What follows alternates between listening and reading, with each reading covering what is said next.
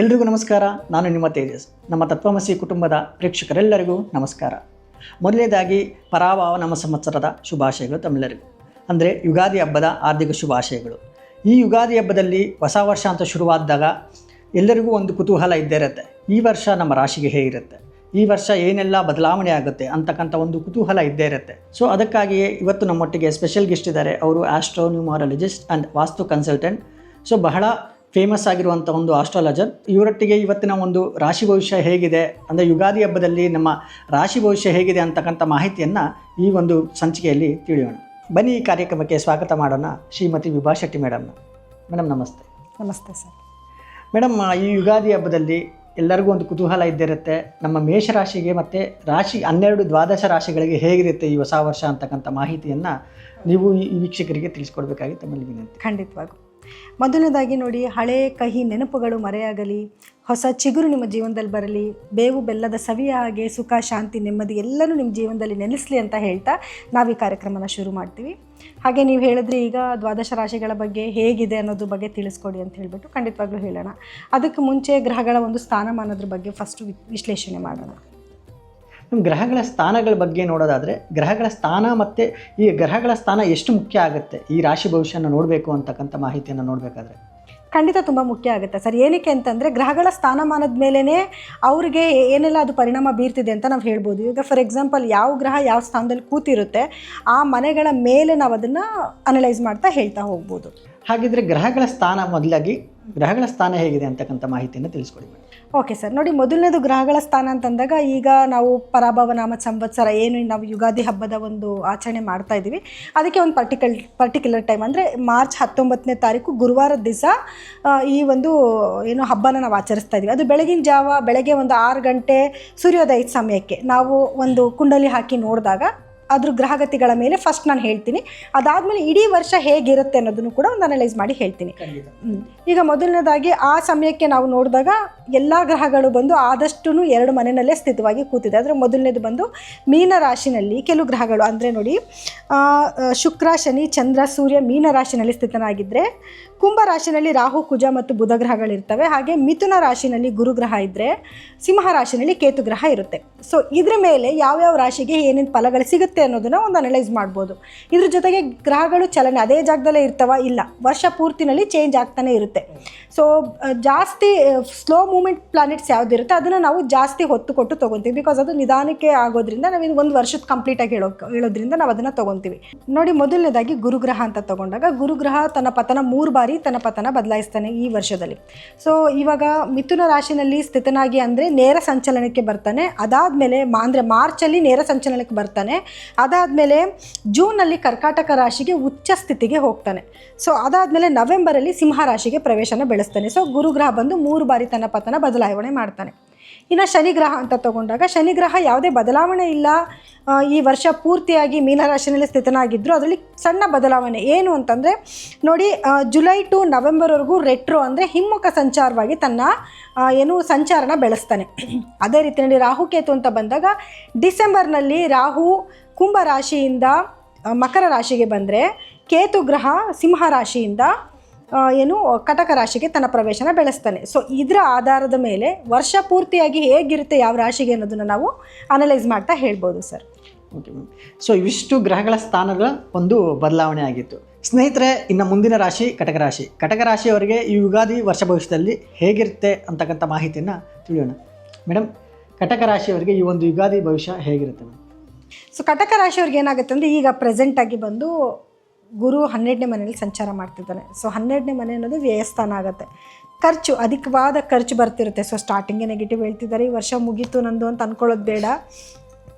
Change ಆಗ್ತಾನೆ ಗುರು, ಮತ್ತೆ ಲಗ್ನಕ್ಕೆ ಬರ್ತಾನೆ, ಲಗ್ನದಿಂದ 2nd ಹೌಸಿಗೆ ಬರ್ತಾನೆ. ಸೊ ಆವಾಗ ಲಗ್ನಕ್ಕೆ ಬರ್ತಿದ್ದಂಗೆ ಗುರುಬಲ ಬರುತ್ತೆ. ಗುರುಬಲ ಅಂತಲೇ ಎಲ್ಲರಿಗೂ ಗೊತ್ತಿರೋಂಥದ್ದು, ಮದುವೆ ಕಾರ್ಯಗಳಾಗೋದು, ಮನೆಯಲ್ಲಿ ಹುಡುಗಿನ ಹುಡ್ಕೋದು. ತುಂಬ ದಿವಸಗಳಿಂದ ಯಾರು ಹುಡುಗಿನ ಹುಡುಕ್ತಾ ಇದ್ದೀರಾ ಅವರೆಲ್ಲರಿಗೂ ಕೂಡ ಗುರುಬಲ ಬರೋದ್ರಿಂದ ಕಂಕಣ ಬಲ ಕೂಡ ಬರೋವಂಥ ಒಂದು ಸಮಯ ಆಗುತ್ತೆ. ಇನ್ನು ನೆಕ್ಸ್ಟು ಹಣಕಾಸು ಅಂತ ಬಂದಾಗ, ಹಣಕಾಸು ಅಂತ ನೋಡೋಕ್ಕೆ ಬಂದಾಗ ಇವಾಗ ಪ್ರೆಸೆಂಟ್ ತುಂಬ ಅವ್ರಿಗೆ ಕಷ್ಟ ಇರುತ್ತೆ. ತುಂಬಾ ಖರ್ಚು, ಅಧಿಕವಾದ ಖರ್ಚು ನಡೀತಾ ಇರುತ್ತೆ ಅವ್ರಿಗೆ. ಯಾಕಂದರೆ ಗ್ರಹಗತಿಗಳ ಒಂದು ಅಲೈನ್ಮೆಂಟ್ ಕೂಡ ಅವ್ರಿಗೆ ಹಾಗೆ ಇದೆ. ಅದಾದಮೇಲೆ ಅವ್ರಿಗೆ ಗುರುವಿನ ಬದಲಾವಣೆಯ ನಂತರ ಸ್ವಲ್ಪ ಚೆನ್ನಾಗಾಗುತ್ತೆ. ಮ್ಯಾಮ್ ಮತ್ತೊಂದು ಕ್ವಶನ್ಸ್ ಕೇಳಬೇಕಂತ ಹೇಳಿದ್ರೆ, ಈ ಕಟಕ ರಾಶಿಯವ್ರಿಗೆ ನಾನು ಬಹಳಷ್ಟು ವೀಡಿಯೋಗಳಲ್ಲಿ ನೋಡಿದ್ದೀನಿ ಅಂತ ಹೇಳಿದ್ರೆ, ನಮ್ಮ ಕಟಕ ರಾಶಿಯವ್ರಿಗೆ ಯಾವುದೇ ವರ್ಷ ಆಗೋಗಲಿ ಯಾವುದೇ ತಿಂಗಳಾಗೋಗಲಿ ಏನೂ ಒಳ್ಳೆಯದಾಗಲ್ಲ. ಯಾಕೆ ಹೀಗೆ? ಖಂಡಿತ ಅದು ಸುಳ್ಳು ಸರ್, ಆ ಥರ ಏನೂ ಇಲ್ಲ. ಕಟಕ ರಾಶಿಯವರಿಗೆ ಆ್ಯಕ್ಚುಲಿ ಕಟಕ ಲಗ್ನದಲ್ಲಿ ಹುಟ್ಟೋದಕ್ಕೆ ಪುಣ್ಯ ಮಾಡಿರಬೇಕು ಅಂತ ಹೇಳ್ತೀವಿ ನಾವು. ಕಟಕ ಲಗ್ನ ತುಂಬ ಒಳ್ಳೆ ಲಗ್ನನೇ. ಏನಕ್ಕೆ ಆ ಥರ ಸಮಸ್ಯೆ ಬರುತ್ತೆ ಅಂದರೆ, ಅದು ಚಂದ್ರನ ಒಂದು ಆಡಳಿತದ ಒಂದು ರಾಶಿಯಾಗಿರುತ್ತೆ. ಚಂದ್ರ ಹೇಗೆ 15 ದಿವಸ ಒಂಥರ ಇರ್ತಾನೆ, 15 ದಿವಸ ಇನ್ನೊಂದು ದಿವಸ ಇರ್ತಾನೆ. ಏನು ನಾನಿವಾಗ ಮಿಥುನ ರಾಶಿಯವ್ರಿಗೆ ಹೇಳಿದೆ, ದ್ವಿಸ್ವಭಾವ ರಾಶಿ ಆಗುತ್ತೆ, ಚಂಚಲ ಇವರು ಅಷ್ಟೇ ಸರ್. ಅವರಾದರೂ ಅಟ್ಲೀಸ್ಟು ಆವಾಗವಾಗ ಮೂಡ್ ಚೇಂಜ್ ಮಾಡಿದ್ರೆ, ಇವ್ರೇನು ಮಾಡ್ತಾರೆ, ಇಮ್ಮಿಡಿಯೇಟಾಗೆ ಮೂಡ್ ಚೇಂಜ್ ಇವಾಗ ಇದ್ದಿದ್ದು ಕ್ಷಣ ಇನ್ನೊಂದು ನಿಮಿಷಕ್ಕಿರೋದಿಲ್ಲ, ಇಮ್ಮಿಡಿಯೇಟಾಗಿ ಚೇಂಜ್ ಮಾಡ್ಕೊಂಡ್ಬಿಡ್ತಾರೆ ಅವರು. ಎಲ್ಲೋ ಹೊರಗಡೆ ಹೋಗೋಣ ಅಂತ ಮನಸ್ಸಲ್ಲಿ ಅಂದ್ಕೊಂಡಿರ್ತಾರೆ, ಇನ್ನೊಂದು ಸ್ವಲ್ಪ ಹೊತ್ತಿಗೆ ಅಯ್ಯೋ ಎಲ್ಲೂ ಬೇಡ, ಮನೆಯಲ್ಲೇ ಕಾಲ ಕಳೆಯೋಣ, ಈ ರೀತಿಯಾದ ಒಂದು ಇದು ಅವ್ರು ಆ ಥರ ಚಂಚಲತೆ ಇರೋದ್ರಿಂದ ಆ ಥರ ಅನ್ನಿಸ್ತಿದೆ ಅಷ್ಟೇ. ಸೊ ನಿಮಗೆ ಗೊಂದಲಕ್ಕೆ ಒಂದು ಉತ್ತರ ಸಿಕ್ಕಿದೆ ಅಂತ ಅನ್ಕೊತೀನಿ. ಸೊ ಹಾಗಿದ್ರೆ ಫಸ್ಟ್ ಮೊದಲನೇದಾಗಿ ಈ ಕಟಕ ರಾಶಿಯವರಿಗೆ ಅಂದರೆ ನಿಮಗೆ ಈ ಒಂದು ಯುಗಾದಿಯಲ್ಲಿ ಹಣಕಾಸಿನ ಸ್ಥಿತಿಯಲ್ಲಿ ಹೇಗಿರುತ್ತೆ ಅಂತಕ್ಕಂಥ ಮಾಹಿತಿನ ನೋಡೋಣ. ನಮ್ಮ ಹಣಕಾಸಿನ ಸ್ಥಿತಿಯಲ್ಲಿ ಕಟಕ ರಾಶಿಯವರಿಗೆ ಹೇಗಿರುತ್ತೆ ಸರ್? ಈಗ ಪ್ರೆಸೆಂಟಲ್ಲಿ ಅವ್ರಿಗೆ ಸ್ವಲ್ಪ ಕಷ್ಟಗಳಿದೆ, ಖಂಡಿತ ಇಲ್ಲ ಅಂತಲ್ಲ. ಗುರುವಿನ ಬದಲಾವಣೆ ನಂತರ ಅಂತಂದರೆ ಏನು ಜೂನಲ್ಲಿ ಚೇಂಜ್ ಆಗ್ತಾನೆ, ಅವಾಗ ಚೆನ್ನಾಗಿದೆ. ಅಲ್ಲಿಂದ ಮತ್ತೆ ನವೆಂಬರಲ್ಲಿ ಚೇಂಜ್ ಆಗ್ತಾನೆ, ಅವಾಗೂ ಕೂಡ ಪರವಾಗಿಲ್ಲ, ಇವಾಗೇನು ತೊಂದರೆ ಆಗೋದಿಲ್ಲ. ಸೊ ಗುರುಬಲ ಬಂದಾದಮೇಲೆ ಸ್ವಲ್ಪ ಇವರಿಗೆ ಹಣಕಾಸಿನ ಅಭಿವೃದ್ಧಿನ ನೋಡ್ಬೋದು. ಗುರು 2ನೇ ಮನೆಗೆ ಬಂದ ನಂತರ, ಇವರ ಲಗ್ನಕ್ಕೆ ಬರೋದಕ್ಕಿಂತ 2ನೇ ಮನೆಗೆ ಅಂದರೆ ಸಿಂಹರಾಶಿಗೆ ಬಂದ ನಂತರ ಫಿನಾನ್ಷಿಯಲ್ ಸ್ಟೇಟಸಲ್ಲಿ ಚೆನ್ನಾಗಿರ್ತಾರೆ. ಉಳಿತಾಯ ಮಾಡೋದಕ್ಕೊಂದು ದಾರಿ ಕೂಡ ಇವ್ರಿಗಾಗುತ್ತೆ. ಸೊ ಆವಾಗೂ ಗುರುಬಲ ಇರುತ್ತೆ. ಈಗ ಅವ್ರಿಗೆ ಜೂನ್ ತನಕನೂ ಸ್ವಲ್ಪ ಟೈಮ್ ಅಷ್ಟಕ್ಕಷ್ಟರಲ್ಲೇ ಇರುತ್ತೆ. ಜೂನ್ ನಂತರ ತುಂಬ ಚೆನ್ನಾಗಿರುತ್ತೆ ಸಮಯ. ಏನಕ್ಕೆ ಅಂತಂದರೆ ನೋಡಿ, ಇವ್ರಿಗೆ 8ನೇ ಮನೆಯಲ್ಲಿ ಸಾಕಷ್ಟು ಗ್ರಹಗಳ ಒಂದು ಸಂಯೋಗ ಇದೆ. ಸೊ 8ನೇ ಮನೆಯಲ್ಲಿ ಗ್ರಹಗಳು ಜಾಸ್ತಿ ಇದೆ, ಜೊತೆಗೆ ರಾಹು ಕೂಡ 8ನೇ ಮನೇಲಿದ್ದಾನೆ. ಅಲ್ಲೇನಾಗುತ್ತೆ, ಆರೋಗ್ಯ ಸಮಸ್ಯೆಗಳು ಈಗ ಆಲ್ರೆಡಿ ಅವ್ರು ಸಫರ್ ಮಾಡ್ತಿರ್ತಾರೆ. ತುಂಬ ಆರೋಗ್ಯ ಸಮಸ್ಯೆಗಳು ಆಪ್ರೇಷನ್ ಲೆವೆಲ್ವರೆಗೂ ಹೋಗ್ಬೋದು, ಅಥವಾ ರಕ್ತಕ್ಕೆ ಸಂಬಂಧಪಟ್ಟಿದ್ದು, ಅಥವಾ ಎದ್ದು ಬಿದ್ದು ಏಟ್ ಮಾಡ್ಕೊಳ್ಳೋದು, ಈ ಥರದ್ದೆಲ್ಲ ಕೆಲವು ಸಮಸ್ಯೆಗಳನ್ನ ಅವರು ಖಂಡಿತವಾಗ್ಲೂ ಇವಾಗ ಆಲ್ರೆಡಿ ಅನುಭವಿಸ್ತಿರ್ತಾರೆ. ಗುರುವಿನ ಸಂಚಾರದ ನಂತರ ರಾಹು ಮತ್ತು ಕೇತುವಿನ ಸಂಚಾರದ ನಂತರ ಸ್ವಲ್ಪ ಬದಲಾವಣೆನ ನೋಡ್ಬೋದು. ಆದರೂ ಯಾವ ರೀತಿ ಬದಲಾವಣೆ, ಇಷ್ಟು ದಿವಸ ಇವ್ರಿಗಾಗ್ತಿದ್ದ ಸಮಸ್ಯೆ ಇವಾಗ ಇನ್ಮೇಲೆ ಇವ್ರ ಸ್ಪೌಸ್ಗೆ, ಅಂದರೆ ಯಾರು ಹಸ್ಬೆಂಡ್ ಆ್ಯಂಡ್ ವೈಫ್ ಇರ್ತಾರೆ ಅವ್ರಿಗೆ, ಹೆಂಡತಿ ಇದ್ದರೆ ಗಂಡನಿಗೆ, ಗಂಡ ಇದ್ದರೆ ಹೆಂಡತಿ ಆರೋಗ್ಯದಲ್ಲಿ ಏರುಪೇರು. ಯಾಕಂದರೆ ರಾಹು 7ನೇ ಮನೆಗೆ ಬಂದುಬಿಡ್ತಾನೆ. ಸೊ 7ನೇ ಮನೆಗೆ ಬಂದಾಗ ಏನಾಗುತ್ತೆ, ಆರೋಗ್ಯದಲ್ಲಿ ಏರುಪೇರು ಆಗಿಬಿಡುತ್ತೆ. ಇನ್ನು ಲಗ್ನಕ್ಕೆ ಇವರಿಗೆ ಕೇತು ಬರ್ತಾನೆ. ಕೇತು ಲಗ್ನಕ್ಕೆ ಬಂದಾಗ ಏನಾಗುತ್ತೆ, ಸ್ವಲ್ಪ ಆಪ್ರೇಷನ್ಸ್ ಆಗೋದು, ಅಥವಾ ಡೆಂಟಲ್ ಪ್ರಾಬ್ಲಮ್ಸು, ಥ್ರೋಟ್ ಇನ್ಫೆಕ್ಷನ್ ಆಗೋದು, ಮತ್ತು ಇವ್ರಿಗೆ ಒಂಟಿಯಾಗಿ ಕಾಲ ಕಳಿಬೇಕು ಅಂತ ಮನಸ್ಸಲ್ಲಿ ಬರುವಂಥದ್ದು. ಈ ಒಂಟಿಯಾಗಿ ಕಾಲ ಕಳಿಬೇಕು ಅಂತ ಏನಕ್ಕೆ ಅನಿಸುತ್ತೆ ಅಂತಂದರೆ, ಇವ್ರಿಗೆ ಸಂಸಾರ ಜೀವನ ನಡೆಸಬೇಕು ಅನ್ನೋದಕ್ಕಿಂತ ಜಾಸ್ತಿ ಏನೋ ಹೊಸದನ್ನು ಕಲಿಬೇಕು, ಹೊಸದೇನೋ ಮಾಡಬೇಕು ಅನ್ನೋದು, ಅಥವಾ ಆಧ್ಯಾತ್ಮದ ಕಡೆ ಜಾಸ್ತಿ ಒಲವಾಗೋದು, ಅಥವಾ ಸ್ಪಿರಿಚುವಲ್ ಟ್ರಾವೆಲ್ ಮಾಡೋದು, ಅಥವಾ ಯಾವುದೋ ಕೆಲಸದ ನಿಮಿತ್ತ ಇವರು ಅದನ್ನು ಸ್ವಲ್ಪ ದೂರದ ದೇಶಗಳಲ್ಲೋ ಅಥವಾ ದೂರದ ಊರುಗಳಲ್ಲೋ ಸ್ಟೇ ಆಗಬೇಕಾದ ಪರಿಸ್ಥಿತಿ ಬರುತ್ತೆ. ಸೊ ಆ ಟೈಮಲ್ಲಿ ಫ್ಯಾಮಿಲಿಯಿಂದ ದೂರ ಇರಬೇಕಾದ ಪರಿಸ್ಥಿತಿ ಕೂಡ ಬರುತ್ತೆ. ನಮ್ಮ ಮತ್ತೊಂದು ಏನಂತ ಹೇಳಿದ್ರೆ, ಈ ಜ್ಯೋತಿಷ್ಯ ಅನ್ನುವಂಥದ್ದು ಯಾವತ್ತು ಭಯ ಪಡಿಸೋ ರೀತಿಯಲ್ಲಿ ಇರಬಾರ್ದು, ಅವರಿಗೆ ಸಾಂತ್ವನ ಹೇಳಬೇಕು ಅನ್ನೋ ರೀತಿಯಲ್ಲಿ ಇರಬೇಕು ಅಂತ ಹೇಳ್ಬಿಟ್ಟು ಬಹಳಷ್ಟು ಜನ ಹೇಳ್ತಾರೆ. ಸೊ ಈ ಮಾತಿಗೆ ನೀವು ಹೇಳೋದಾದ್ರೆ ಏನು ಹೇಳ್ತೀರಿ? ಆಯಿತು ಸರ್, ಈ ಮಾತಿಗೆ ನಾನೇನು ಹೇಳ್ತೀನಿ, ಕಾಲಿಗೆ ಒಂದು ಮುಳ್ಳು ಚುಚ್ಕೊಂಡ್ಬಿಟ್ಟಿರುತ್ತೆ. ಸೊ ಬಾ ಬಾ ಅಂತ ಪ್ರೀತಿಯಿಂದ ಕರೆದ್ರೆ ಮುಳ್ಳಿಚೆ ಬರುತ್ತಾ? ಬರೋದಿಲ್ಲ ತಾನೆ. ಮುಳ್ಳು ತಗೊಂಡು ಬಗದಿ ಆಪ್ರೇಷನ್ ಮಾಡಿ ಅದನ್ನ ಈಚೆ ತೆಗೆದ್ರೇ ಬರೋದು. ಪ್ರತಿಯೊಂದು ಸಮಸ್ಯೆಗೆ ಒಬ್ಬ ಮನುಷ್ಯನಿಗೆ ಕಾಯಿಲೆ ಬಂದಿದೆ, ಅದನ್ನು ಆಪ್ರೇಟ್ ಮಾಡೇ ವಾಪಸ್ ಹಾಕಬೇಕು ಅಂತಂದಾಗ ಆಪ್ರೇಟ್ ಮಾಡಲೇಬೇಕಾಗತ್ತೆ. ಕೆಲವೇನಾಗಿದೆ ಆಪ್ರೇಷನ್ ಮಾಡೋ ಅವಶ್ಯಕತೆನೇ ಇಲ್ಲ. ಸೊ ಹಾಗೆ ಸಾಲ್ವ್ ಆಗಿಬಿಡುತ್ತೆ. ಸೊ ಅದು ಡಿಪೆಂಡ್ ಅಪಾನ್ ದ ಕೇಸ್, ಅಂದರೆ ಅವ್ರು ಯಾವ ರೀತಿ ಇದೆ ಅನ್ನೋದ್ರ ಮೇಲೆ ಡಿಪೆಂಡ್ ಆಗುತ್ತೆ. ತುಂಬ ಡೆಪ್ತಾಗಿ ಪ್ರಾಬ್ಲಮ್ ಆಗಿದೆ ಅಂದಾಗ ನಾವು ಹೇಳಲೇಬೇಕು ಅಂತ ಪರಿಸ್ಥಿತಿ ಬಂದಾಗ ನಾವು ಹೇಳಬೇಕಾಗತ್ತೆ. ಸೊ ಅವಾಗೇನು ಮಾಡೋಕ್ಕಾಗೋದಿಲ್ಲ. ಸೊ ಉದ್ಯೋಗದ ಭವಿಷ್ಯದಲ್ಲಿ ಈ ಒಂದು ಕಟಕ ರಾಶಿಯವರಿಗೆ ಹೇಗಿರುತ್ತೆ ಸರ್? ಉದ್ಯೋಗ ಅಂತ ನೋಡಿದಾಗ ನೋಡಿ, ಇವಾಗ ಕಟಕ ರಾಶಿಯವರಿಗೆ ಗುರುವಿನ ಒಂದು ದೃಷ್ಟಿ, ಈಗ ಪ್ರೆಸೆಂಟ್ ಸಿಚುವೇಶನ್ ಅಂತ ನೋಡೋಕ್ಕೆ ಬಂದಾಗ ಗುರು ದೃಷ್ಟಿ ಇವಾಗ 6ನೇ ಮನೆ ಮೇಲೆ ಬಿದ್ದಿದೆ. ಉದ್ಯೋಗಸ್ಥರಿಗೆ ಚೆನ್ನಾಗಿದೆ, ಉದ್ಯೋಗ ಸಿಗುವಂಥದ್ದು ಅಥವಾ ಪ್ರಮೋಷನ್ ಆಗುವಂಥದ್ದು. ನೋಡಿ, ಇವ್ರಿಗೆ ಪ್ರಾಬ್ಲಮ್ ಇದೆ. 12ನೇ ಮನೆಯಲ್ಲಿ ಗುರು ಬಂದಿದ್ದಾನೆ, ಅದರಿಂದ ಅವ್ರಿಗೆ ಖರ್ಚು ಜಾಸ್ತಿ ಆಗ್ತಿದೆ. 8ನೇ ಮನೇಲಿ ರಾಹು ಕೂತ್ಕೊಂಡಿದ್ದಾನೆ, ಆರೋಗ್ಯ ಸಮಸ್ಯೆಗಳಿದ್ದಾವೆ, ಕೆಲವು ಗ್ರಹಗಳಿರೋದ್ರಿಂದ ಅನಿರೀಕ್ಷಿತ ಘಟನೆಗಳು ಅವ್ರ ಜೀವನದಲ್ಲಿ ನಡೀತಿದೆ. ಓಕೆ, ಒಪ್ಕೊತೀನಿ. ಇದ್ರ ಜೊತೆಗೆ ಏನು ಅಂತಂದರೆ, ಉದ್ಯೋಗಸ್ಥರಿಗೆ ಯಾರೆಲ್ಲ ವರ್ಕ್ ಮಾಡ್ತಾ ಇರ್ತಾರೆ ಅವರಿಗೆ ಒಂದು ಸಿಹಿ ಸುದ್ದಿ, ಪ್ರಮೋಷನ್ ಆಗೋದು, ಅಥವಾ ಅವ್ರು ಮಾಡ್ತಿರೋ ಕೆಲಸ ಗುರುತಿಸ್ಕೊಳ್ಳೋದು, ಅಥವಾ ಅವ್ರಿಗೇನಾದ್ರು ಗೌರವ ಸಿಗುವಂಥದ್ದು. ಪರವಾಗಿಲ್ಲ, ಇವರೇನೋ ಚೆನ್ನಾಗಿ ಕೆಲಸ ಮಾಡ್ತಿದ್ದಾರಲ್ಲ, ನಾವು ಇಷ್ಟು ದಿವಸ ಗಮನಿಸೇ ಇಲ್ವಲ್ಲ ಅನ್ನೋ ಒಂದು ಮಾತನ್ನ ಇವಾಗ ಕೇಳ್ಬೋದು. ಗುರು ಬದಲಾವಣೆ ನಂತರ ಇವರಿಗೆ ಆ್ಯಸ್ ಯೂಶುವಲ್ ಗುರುಬಲ ಬರುತ್ತೆ. ಅಂದರೆ ಗುರು ಲಗ್ನಕ್ಕೆ ಬಂದಾಗ ಸ್ವಲ್ಪ ಚಿಂತೆ ಇರುತ್ತೆ, ಏನಾದರೂ ಒಂದು ಚಿಂತೆ ಇದ್ದೇ ಇರುತ್ತೆ. ಏನೋ ಇವ್ರ ಎಕ್ಸ್ಪೆಕ್ಟೇಷನ್ ಮಾಡಿದಷ್ಟು ಸಿಗದೆ ಇರ್ಬೋದು, ಅಥವಾ ಇವ್ರು ಅಂದ್ಕೊಂಡಿರೋಂಥ ಏನೋ ಹುಡುಕ್ತಾನೆ ಇದ್ದೀವಿ ಹುಡುಗ ಹುಡುಗಿ ಸಿಕ್ಕಿಲ್ವಲ್ಲ ಅಂತ ಚಿಂತೆ ಬರೋದಾಗಿರ್ಬೋದು. ಈ ರೀತಿ ಏನೋ ಒಂದು ಚಿಂತೆ ಇರುತ್ತೆ. ಇಂಥದ್ದೇ ಅಂಥದ್ದೇ ಅಂತ ಹೇಳೋದಕ್ಕೆ ಬರೋದಿಲ್ಲ. ಯಾವುದೋ ಒಂದು ರೀತಿಯಲ್ಲಿ ಕೊರಗ್ತಿರ್ತಾರೆ ಗುರು ಲಗ್ನದಲ್ಲಿದ್ದಾಗ. ಮತ್ತು ಎರಡನೇ ಮನೆಗೆ ಚೇಂಜ್ ಆದಾಗ ಸ್ವಲ್ಪ ರಿಲ್ಯಾಕ್ಸ್, ಸ್ವಲ್ಪ ಸಂಪಾದನೆ ಚೆನ್ನಾಗಾಗುತ್ತೆ, ಹಣಕಾಸು ಬರೋಕ್ಕೆ ಸ್ಟಾರ್ಟ್ ಆಗುತ್ತೆ, ಉಳಿತಾಯ ಮಾಡೋಕ್ಕೆ ಶುರು ಮಾಡ್ತಾರೆ. ಸೊ ಆ ರೀತಿಯಲ್ಲಿ ಶುಭ ಆಗುತ್ತೆ ಅವ್ರಿಗೆ. ಸೊ ಈಗ ಹೇಳ್ತಿದ್ರಿ ಮದುವೆ ಬಗ್ಗೆ. ಸೊ ಮುಂದಿನ ಟಾಪಿಕ್ ನಾವು ಮಾತಾಡಬೇಕು ಅಂದ್ಕೊಂಡಿರೋದು ಮದುವೆ ಬಗ್ಗೆ. ಸೊ ಈ ಮದುವೆ ಬಗ್ಗೆ ಬಹಳಷ್ಟು ಜನ ಕೇಳ್ತಿರ್ತಾರೆ. ಈ ಮದುವೆಯಲ್ಲಿ ಈ ಕಟಕ ರಾಶಿಯವರಿಗೆ ಈ ಒಂದು ಫಲಾಫಲಗಳು ಹೇಗಿದೆ ಅಂತ. ಫಲಗಳು ಜೂನ್ ನಂತರ ಚೆನ್ನಾಗಿದೆ ಸರ್. ಜೂನ್ ನಂತರ ಚೆನ್ನಾಗಿದೆ. ಜೂನ್ವರೆಗೂ ಸ್ವಲ್ಪ ಮಾಡದೇ ಇರೋದೇ ಒಳ್ಳೇದು, ಹುಡುಕದೇ ಇರೋದೇ ಒಳ್ಳೆಯದು. ಅಥವಾ ಹುಡುಕ್ತಾ ಇದ್ರು ಅಷ್ಟು ಇವರು ಅಂದ್ಕೊಂಡ ರೀತಿಯಲ್ಲಿ ಸಿಗದೇ ಇರಬಹುದು. ಅದಾದಮೇಲೆ ಗುರುಬಲ ಬರುತ್ತಲ್ಲ, ಗುರುಬಲ ಬಂದಾದ್ಮೇಲೆ ಖಂಡಿತ ಒಳ್ಳೆ ಹುಡುಗ ಹುಡುಗಿ ಸಿಗುವಂಥದ್ದು ಅದೆಲ್ಲನೂ ಕೂಡ ಆಗುತ್ತೆ. ಸೊ ಅದಕ್ಕೆ ಮೇನ್ ಕಾರಣ ಅಂತಂಥದ್ದು ಗುರು ನೋಡಿ ಸರ್, ಪ್ರತಿಯೊಬ್ಬ ಮನುಷ್ಯನಿಗೂ ನಾವು ಫಸ್ಟ್ ನೋಡೋದು ಗುರುಬಲ ಮತ್ತು ಶನಿಬಲ ಅಂತ ನೋಡ್ತೀವಿ. ಗುರುವಿನ ದೃಷ್ಟಿ ಬಿದ್ದಿದೆಯಾ, ಗುರು ಬಲ ಇದೆಯಾ. ಗುರು ದೃಷ್ಟಿ ಯಾವುದು ಪ್ರಮುಖವಾಗಿ ಯಾವ್ದು ಬೇಕು ಮದುವೆಗೆ? 7ನೇ ಮನೆ, 5ನೇ ಮನೆ, 2ನೇ ಮನೆ ಮತ್ತು ಲಗ್ನ, ಇದಿಷ್ಟನ್ನು ನೋಡ್ಕೊತೀವಿ. ಇಲ್ಲಿ ಗುರುವಿನ ದೃಷ್ಟಿ ಬಂದಾಗ ಅವರಿಗೆ ಮದುವೆ ಹುಡುಕಾಟಕ್ಕೆ ತುಂಬ ಒಳ್ಳೆ ಪ್ರಶಸ್ತವಾದ ಸಮಯ. ಗುರುಬಲ ಹೊರಟೋಯ್ತು, ಯಾವಾಗ 3ನೇ ಮನೆಗೆ ಹೋಗ್ತಾನೆ ಗುರುಬಲ ಹೊರಟೋಯ್ತು, 4ನೇ ಮನೆಗೆ ಹೋಗ್ತಾನೆ ಗುರುಬಲ ಹೊರಟೋಯ್ತು, ತಿರ್ಗಿ 5ನೇ ಮನೆಗೆ ಬಂದೇ ಬರ್ತಾನಲ್ವ. ಗುರುಬಲ ಅಲ್ಲಿ ಹೋಯ್ತು ಅಂತಂದ್ರೂ ದೃಷ್ಟಿ ಇರುತ್ತಲ್ವ, ತನ್ನ ದೃಷ್ಟಿ ಏನಾದರೂ ಇವರ 5ನೇ ಮನೆ ಮೇಲೆ 7ನೇ ಮನೆ ಮೇಲೆ ಬಿದ್ದಿದ್ರೆ ಕೂಡ ಅದು ಕೂಡ ಇವರಿಗೆ ಅನುಕೂಲ ಆಗುತ್ತೆ. ಸೊ ಆ ಸಮಯದಲ್ಲೂ ಕೂಡ ಇವರು ಮದುವೆ ಹುಡುಕಾಟನ ಮಾಡ್ಕೋಬೋದು ಅಥವಾ ಶುಭ ಕಾರ್ಯಗಳನ್ನ ಮಾಡ್ಬೋದು. ಗುರುಬಲ ಹೊರಟೋಯ್ತು ಅಂದಿದ್ದು ಮಾತ್ರಕ್ಕೆ ನೆಗೆಟಿವ್ ಆಗ್ತಿದೆ ಅಂತಲ್ಲ, ಒಳ್ಳೆ ಬೇರೆ ಬೇರೆ ಮನೆಗಳಿಗೆ ಆಸ್ಪೆಕ್ಟ್ಸ್ ಗುರುವಿನ ದೃಷ್ಟಿ ಇರೋದ್ರಿಂದ, ಗುರು ದೃಷ್ಟಿ ಬಿದ್ದರೆ ಕೋಟಿ ಪುಣ್ಯ ಅಂತಾರಲ್ವ, ಸೊ ಆ ಮುಖಾಂತರನೂ ಒಳ್ಳೇದಾಗುತ್ತೆ. ಸೊ ಗುರುಬಲ ಬಂದ ನಂತರ ಬಹಳಷ್ಟು ಚೆನ್ನಾಗಿರುತ್ತೆ ಅಂತಲೇ ಹೇಳ್ತಿದ್ದೀರಾ. ಸೊ ಮತ್ತೊಂದು ಇನ್ನೊಂದು ಟಾಪಿಕ್ ಏನಂತ ಹೇಳಿದ್ರೆ ಆರೋಗ್ಯದ ವಿಚಾರ. ಸೊ ಆರೋಗ್ಯವೇ ಭಾಗ್ಯ ಅಂತ ಹೇಳ್ಬಿಟ್ಟು ಹೇಳ್ತಾರೆ. ಸೊ ಆರೋಗ್ಯದ ವಿಚಾರದಲ್ಲಿ ನೋಡೋದಾದರೆ ಈ ಒಂದು ಕಟಕ ರಾಶಿಯವರಿಗೆ ಹೇಗಿರುತ್ತೆ? ಕಟಕ ರಾಶಿಯವರಿಗೆ ಆರೋಗ್ಯ ಅಷ್ಟು ನಾನಾಗಲೇ ಹೇಳಿದೆ, 8ನೇ ಮನೆಯಲ್ಲಿ ಇಷ್ಟು ಗ್ರಹಗಳ ಒಂದು ಸಂಚಾರ ಇದೆ. 8ನೇ ಮನೆಯಿಂದ ತಿರ್ಗಿ 7ನೇ ಮನೆಗೆ ರಾಹು ಬರ್ತಾನೆ. ಆರೋಗ್ಯದಲ್ಲಿ ಸ್ವಲ್ಪ ಸಮಸ್ಯೆಗಳಿರುತ್ತೆ ಸರ್ ಇವರಿಗೆ ತುಂಬಾ. ಯಾವ ರೀತಿ ಅದೇ ಬಿದ್ದು ಬೀಳೋದು, ಏಳೋದು, ಏಟ್ ಮಾಡ್ಕೊಳ್ಳೋದು, ರಕ್ತದ ಸಮಸ್ಯೆಗಳು ಬರೋದು, ಸ್ಟಮಕ್ ಇನ್ಫೆಕ್ಷನ್ ಆಗೋದು, ಮುಖ್ಯವಾಗಿ ಸ್ಟಮಕ್ ಇನ್ಫೆಕ್ಷನ್ ಮತ್ತು ಸ್ಕಿನ್ ಡಿಸೀಸ್ ಬರೋದು, ಥ್ರೋಟ್ ಇನ್ಫೆಕ್ಷನ್ ಆಗೋದು, ಈ ರೀತಿ ಕೆಲವು ಸಮಸ್ಯೆಗಳು ಬರುತ್ತೆ. ಸೊ ಯಾರಿಗೂ ನಾವು ಕೇಡನ್ನು ಬಯಸ್ತಿಲ್ಲ, ಇರೋದನ್ನ ಹೇಳ್ತಾ ಇದ್ದೀವಿ. ಏನಕ್ಕೆ ಹೇಳ್ತೀವಿ ಅಂತಂದರೆ ಹಿಂಗೆ ಆಗೋಗ್ಬಿಡ್ಲಿ ಅಂತ ನಾವೇನು ಅಂತ ಇಲ್ಲ, ಆಗುತ್ತೆ, ಹುಷಾರಾಗಿರಿ, ಆ ದಾರಿ ಸರಿಗಿಲ್ಲ, ಸೊ ಅದಕ್ಕೊಂದು ಪರಿಹಾರ ಇದ್ದೇ ಇರುತ್ತೆ ಅಷ್ಟೇ. ನಾವೇನು ಗೊತ್ತಾ ಸರ್, ಈ ಒಂದು ದಾರಿಗೆ ಒಂದು ಸ್ಟ್ರೀಟ್ ಲ್ಯಾಂಪ್ ಥರ ಒಂದು ಬೆಳಕನ್ನ ತೋರಿಸ್ತಾ ಇದ್ದೀವಿ. ಹಳ್ಳ ಕೊಳ್ಳನ ನಾವು ಸರಿ ಮಾಡ್ತಾ ಇಲ್ಲ. ಹಳ್ಳ ಕೊಳ್ಳ ಇದೆ, ನೋಡ್ಕೊಂಡು ಹೋಗು ಅಂತ ಹೇಳ್ತಾ ಇದ್ದೀವಿ. ನೋಡ್ಕೊಂಡು ಹೋಗೋದು ಬಿಡೋದು ನಿಮಗೆ ಬಿಟ್ಟಿದ್ದು, ಅದ್ರ ಬದಲು ಟೀಕೆ ಮಾಡಬಾರ್ದು ಅಷ್ಟೇ. ಸೊ ಮುಂದಿನ ಟಾಪಿಕ್ ನಾವು ನೋಡೋದಾದರೆ ಕುಟುಂಬದ ಬಗ್ಗೆ ನೋಡೋದಾದರೆ ಈ ಒಂದು ಕಟಕ ರಾಶಿಯವರಿಗೆ ಹೇಗಿರುತ್ತೆ ಸರ್? ನೋಡಿ, ಕಟಕ ರಾಶಿಯವರಿಗೆ ಕುಟುಂಬದ ಬಗ್ಗೆ ಅಂತ ನೋಡಿದ್ರೆ ಮೊದಲನೇದಾಗಿ ಈಗ ಪ್ರೆಸೆಂಟು ನೆಕ್ಸ್ಟ್ ಗುರು ಚೇಂಜ್ ಆಗ್ತಾನಲ್ಲ ಆ ಸಮಯದಲ್ಲಿ ಗುರು 7ನೇ ಮನೆಗೆ ಗುರುವಿನ ದೃಷ್ಟಿ. ಮೊದಲನೇದು ಕುಟುಂಬ ಅಂತ ಬಂದಾಗ ಗಂಡ ಹೆಂಡತಿ ಮಧ್ಯದಲ್ಲಿ ಹೇಗಿರುತ್ತೆ ಅಂತ, ಒಬ್ಬರ ಮೇಲೆ ಒಬ್ಬರಿಗೆ ಗೌರವ ಬರುತ್ತೆ, ಪ್ರೀತಿ ವಿಶ್ವಾಸ ಚೆನ್ನಾಗಾಗುತ್ತೆ. ಈಗ ಪ್ರೆಸೆಂಟ್ 6ನೇ ಮನೆ ಮೇಲೆ ಇದೆ. ಗುರು ಚೇಂಜ್ ಆದ ನಂತರ ಎಲ್ಲನೂ ಅಷ್ಟೇ ಸರ್. ಇವ್ರಿಗೆ ಏನಾದ್ರು ಒಂದು ಒಳಿತು ನೋಡಬೇಕು ಅಂತಂದರೆ ನಾನು ಆವಾಗಲೇ ಹೇಳ್ದಂಗೆ ಜೂನ್ ನಂತರನೇ ಇವರಿಗೆ ಸ್ವಲ್ಪ ಏನಾದರೂ ಒಂದು ಒಳ್ಳೆ ದಿನ ಇವರು ನೋಡಬಹುದು. ಅಲ್ಲಿವರೆಗೂ ಸ್ವಲ್ಪ ಇವರಿಗೆ ಸಮಸ್ಯೆಗಳು ಇದ್ದೇ ಇರುತ್ತೆ. ಆದರೂ 6ನೇ ಮನೆ ಮೇಲೆ ಗುರುವಿನ ದೃಷ್ಟಿ ಇದೆ. ಸೊ ಗುರು 12ನೇ ಮನೆಯಲ್ಲಿದ್ದಾನೆ. ಸ್ವಲ್ಪ ಸಮಸ್ಯೆಗಳ ಮನೆಯಲ್ಲಿ ಒಂಚೂರು ಎದುರಿಸ್ಬೇಕಾಗಿ ಬರುತ್ತೆ ಇವಾಗಿನ ಸಿಚುವೇಶನಲ್ಲಿ. ಇನ್ನು ಕಡೆಯದಾಗಿ ಕೇಳೋದಾದರೆ ರೈತರ ಬಗ್ಗೆ ಮ್ಯಾಮ್, ರೈತರಿಗೆ ಹೇಗಿರುತ್ತೆ ಈ ಕಟಕ ರಾಶಿಯವರಿಗೆ ಅಂತ? ರೈತರ ಬಗ್ಗೆ ಅಂತ ನೋಡಿದ್ರೆ ನೋಡಿ, ರೈತರಿಗೆ ಚೆನ್ನಾಗಿದೆ, ಇವಾಗ ಚೆನ್ನಾಗಿಲ್ಲ. ಜೂನ್ನ ನಂತರ ತುಂಬ ಚೆನ್ನಾಗಿದೆ. ಜೂನ್ನ ನಂತರ ಹೋಲ್ ಇಯರ್ ತುಂಬ ಚೆನ್ನಾಗಿರುತ್ತೆ.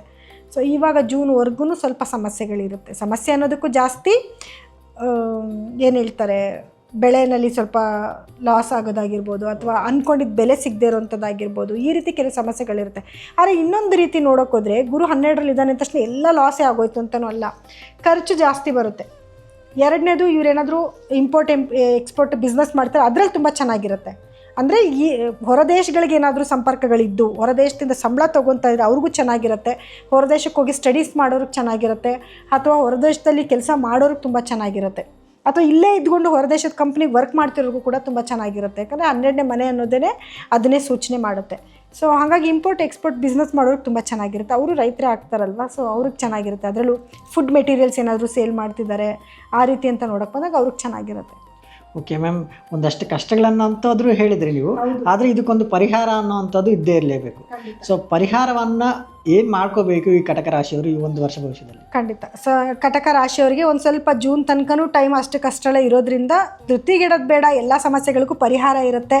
ಸೊ ವರ್ಷ ಭವಿಷ್ಯ ಕೇಳ್ತಾ ಇದ್ದೀವಿ, ವರ್ಷದ ಮೊದಲನೇ ದಿವಸನೇ ನಾವು ಇಷ್ಟೊಂದು ನೆಗೆಟಿವಿಟಿ ಕೇಳಬೇಕಂತ ನೀವು ಯಾರೂ ಕಂಗಾಲಾಗೋದು ಬೇಡ, ಎಲ್ಲದಕ್ಕೂ ಪರಿಹಾರ ಇರುತ್ತೆ. ಗ್ರಹಗಳ ಬದಲಾವಣೆ ನಂತರ ಎಲ್ಲನೂ ಕೂಡ ಸ್ಮೂತ್ ಆಗೇ ಆಗುತ್ತೆ. ಸೊ ಪರಿಹಾರವಾಗಿ ಏನು ಮಾಡ್ಕೊಬೇಕು ಅಂತಂದರೆ, ಪ್ರತಿ ದಿವಸನೂ ಕೂಡ ನಿಮಗಾಗಿ ನೀವು 10 ನಿಮಿಷ ಮೆಡಿಟೇಷನ್ ಮಾಡೋದು, ಯೋಗಾಸನ ಮಾಡೋದು, ಇವೆರಡನ್ನೂ ನಿಮ್ಮ ಲೈಫ್ ಟೈಮ್ ರೂಢಿ ಮಾಡಿಕೊಂಡ್ರೆ ಫಸ್ಟು ನಿಮಗೆ ಸ್ಟೆಬಿಲಿಟಿ ಬರುತ್ತೆ, ಏನೇ ಕಷ್ಟ ಬಂದರೂ ಎದುರಿಸೋವಂಥ ಒಂದು ಧೈರ್ಯ ಬರುತ್ತೆ. ಎರಡನೇದೇನು ಅಂತಂದರೆ, ನಿಮಗೆ ಫೋಕಸ್ ಮಾಡ್ತೀರ ಯಾವ ಕೆಲಸಕ್ಕೂ ಕೂಡ, ಒಂದು ಏನೋ ಆವಾಗಿದ್ದಾಗೆ ಚೇಂಜ್ ಆಗೋದಿಲ್ಲ. ಯಾವುದೋ ಒಂದು ಆಪರ್ಚುನಿಟೀಸ್ ಏನಾಗಿರುತ್ತೆ, ಇನ್ನೇನು ಬರ್ತಾ ಇರುತ್ತೆ ಆಪರ್ಚುನಿಟೀಸ್ ಅಂದಾಗ ನೀವು ಟಕ್ಕಂತ ದಾರಿನೇ ಚೇಂಜ್ ಮಾಡಿಬಿಟ್ಟಿರ್ತೀರ.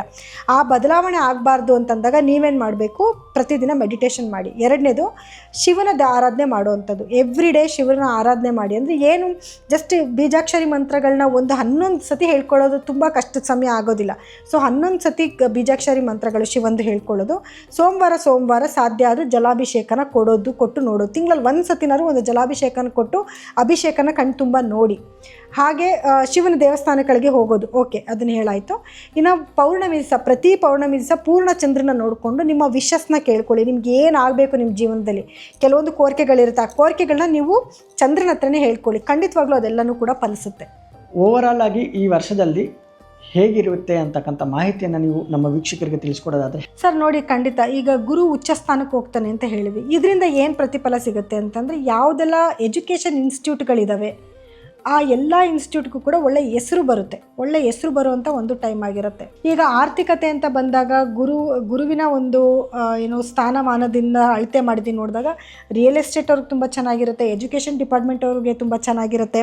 ಹಾಗೆ ಕೃಷಿ ನೋಡಿ, ರೈತರ ಬಗ್ಗೆ ಕೇಳ್ತಾನೆ ಇದ್ರಿ, ಕೃಷಿಕರಿಗೆ ತುಂಬ ಚೆನ್ನಾಗಿರುತ್ತೆ. ಬ್ಯಾಂಕಿಂಗ್ ಸೆಕ್ಟರ್ಸ್ ಅವ್ರಿಗೆ ತುಂಬ ಚೆನ್ನಾಗಿರುವಂಥ ಸಮಯ ಆಗಿರುತ್ತೆ. ಶನಿಯ ಒಂದು ಸ್ಥಾನಮಾನ ಅಂತ ನೋಡೋಕ್ಕೆ ಬಂದಾಗ ಏನಾಗುತ್ತೆ, ದೇಶದಲ್ಲಿ ಸ್ವಲ್ಪ ಶಿಸ್ತಿನ ಬಗ್ಗೆ ಸ್ವಲ್ಪ ಗಮನ ಕೊಡಬೇಕಾಗಿ ಬರುತ್ತೆ. ಅಂದರೆ ಪ್ರೊಟೆಕ್ಷನ್ ಬೇಕು ನಮಗೆ ಅನ್ನೋದನ್ನು, ಅದ್ರ ಕಡೆ ಇಂಪಾರ್ಟೆನ್ಸ್ನ ಕೊಡಬೇಕಾಗಿ ಬರುತ್ತೆ. ಯಾಕಂದರೆ ಅದಕ್ಕೆ ಸಂಬಂಧಪಟ್ಟಿರುವಂಥ ಕೆಲವು ಸಮಸ್ಯೆಗಳು ಬರುವಂಥ ಸಾಧ್ಯತೆಗಳು ಜಾಸ್ತಿ ಇದೆ.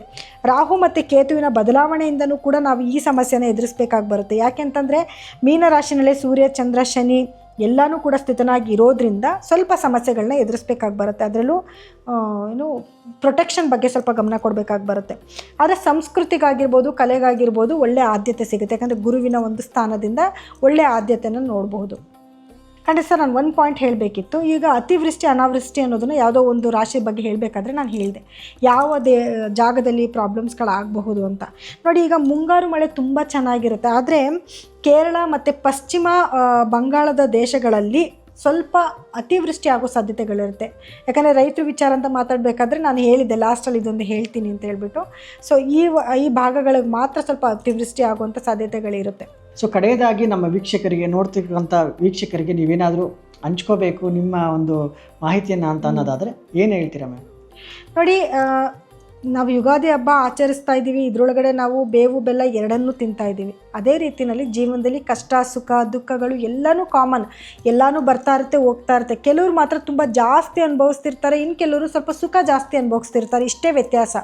ಸೊ ನಿಮ್ಮ ಜಾತಕಗಳನ್ನ, ವೈಯಕ್ತಿಕ ಜಾತಕಗಳನ್ನ ಒಮ್ಮೆ ಪರಿಶೀಲನೆ ಮಾಡಿಸ್ಕೊಳ್ಳಿ. ಸೊ ಆವಾಗ ನಿಮಗೆ ಗೊತ್ತಾಗುತ್ತೆ ಎಲ್ಲಿ ಸಮಸ್ಯೆ ಇದೆ, ಅದಕ್ಕೆ ಏನು ಪರಿಹಾರ ಮಾಡ್ಕೋಬೇಕು ಅನ್ನೋದನ್ನು ತಕ್ಕ ಇವ್ರ ಹತ್ರ ಜ್ಯೋತಿಷಿಗಳ ಹತ್ರ ತೋರಿಸ್ಕೊಂಡು ತಕ್ಕ ಪರಿಹಾರಗಳನ್ನ ಮಾಡ್ಕೊಳ್ಳಿ. ಜೀವನದಲ್ಲಿ ಒಳಿತನ್ನು ಖಂಡಿತವಾಗ್ಲೂ ನೋಡ್ಬೋದು.